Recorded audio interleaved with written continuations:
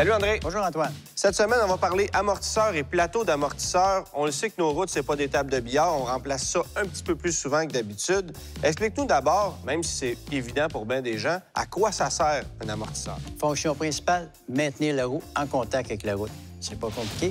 Ensuite, on peut vérifier ces amortisseurs-là assez souvent, dans le sens à partir de 80 000 km ou avant, selon la condition de l'auto, c'est à changer. Deuxièmement, le ressort, lui, maintient la capacité du véhicule, soit le nombre de personnes qui embarquent.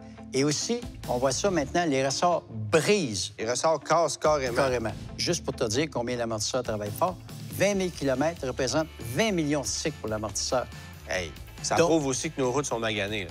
Évidemment, André, 80 000 km, c'est une moyenne. Si c'est une voiture qui fait que de la ville, arrêt, départ tout le temps, bien évidemment, on peut remplacer les suspensions un petit peu plus souvent.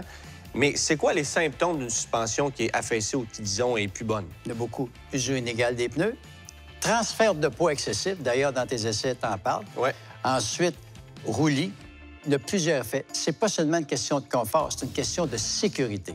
Bon, maintenant, j'ai besoin de remplacer mes amortisseurs. D'abord, qui sont les grands fabricants et vers quel type d'amortisseur je devrais me diriger? Écoute, le grand fabricant, présentement, dans notre pays, c'est Monod. Il y a d'autres, il y a Kewabi, mais Monod, c'est le plus grand et le plus accessible. Et aussi celui qui offre une grande gamme d'amortisseurs, ce qui est important parce que les amortisseurs ont différentes qualités à l'intérieur des gammes et sont calibrés pour chaque véhicule. Pour les plateaux de suspension, ça, je remplace ça à quelle fréquence? Je dirais, à toutes les fois que tu changes l'amortisseur, tu changes le plateau. Oui. OK. Disons que c'est un ensemble. D'ailleurs, c'est pourquoi qu'on les vend maintenant en ensemble. Amortisseur, boudin et plateau. Là, André, tu nous montres des amortisseurs qui sont relativement conventionnels, mais il y a aujourd'hui beaucoup de suspensions pneumatiques aussi. D'ailleurs, Monod développe des parties de suspension pneumatique. C'est le futur.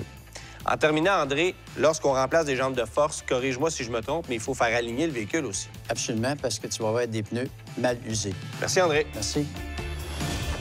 Cette chronique est une présentation de Pièces d'Auto Super.